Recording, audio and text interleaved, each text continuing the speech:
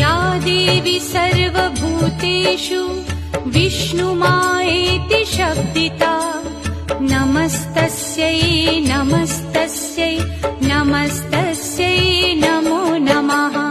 या देवी सर्वभूतेषु विष्णुमायेति शब्दिता नमस्तस्यै नमस्तस्यै नमस्तस्यै नमो नमः।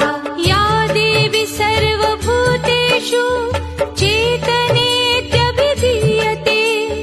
नमस्तस्यै नमस्तस्यै नमस्तस्यै नमो नमः।